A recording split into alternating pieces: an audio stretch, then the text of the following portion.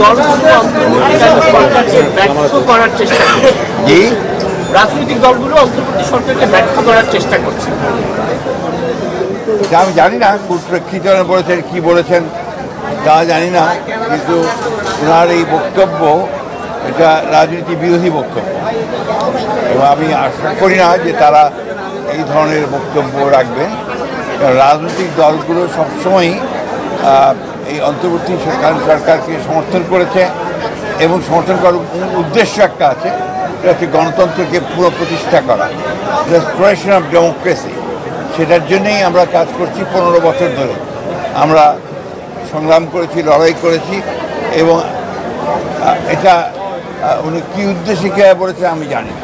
মাননীয় মহাসচিব, বাংলাদেশ ভারত যে সম্পর্কের মধ্য দিয়ে যাচ্ছে, গতকালকে একটি লং মার্চ করেছে আপনাদের অঙ্গ সংগঠনরা, এই সমস্যার সমাধান কীভাবে বাংলাদেশ আলোচনার মধ্যে দিয়ে তো সমাধান হবে, এগুচ্ছে তো।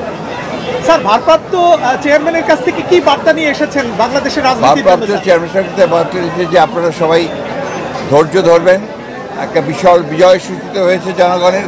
এই বিজয়কে ফলপ্রসূ করতে হলে অবশ্যই সকলকে ধৈর্য ধরে কাজ করতে হবে, এবং গণতন্ত্রকে প্রতিষ্ঠা করতে হবে, এবং গণতন্ত্রের যেটা প্রথম পদক্ষেপ ফটক, সেই ফটকে যে নির্বাচনের জন্য সকলকে প্রস্তুতি নিতে হবে। উনি কবে নাগাদ দেশে ফিরবেন এটা নিয়ে ইঙ্গিত দিয়েছেন? ওনার যখন সুযোগ হবে, অর্থাৎ আপনার মামলা মোকদ্দমাগুলো সেখানে চলে আসবে।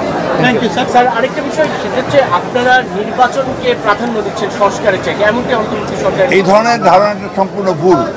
আমরা 2 বছর আগে সংস্কারের কথা বলেছি, 31 দফা সংস্কার দিয়েছি। তারও আগে 2016 সালে আমরা আপনার ভিশন ফর আপনার BNP 2030 দিয়েছিলাম, এবং আমরা এখনও বলছি যে আমরা ন্যূনতম সংস্কারগুলো করে নির্বাচন দেওয়ার জন্য। এই জন্যে যে বাংলাদেশে যে সমস্যাগুলো তৈরি হচ্ছে, এই সমস্যাগুলো নির্বাচিত সরকার ছাড়া সমাধান করা বেশ চ্যালেঞ্জিং।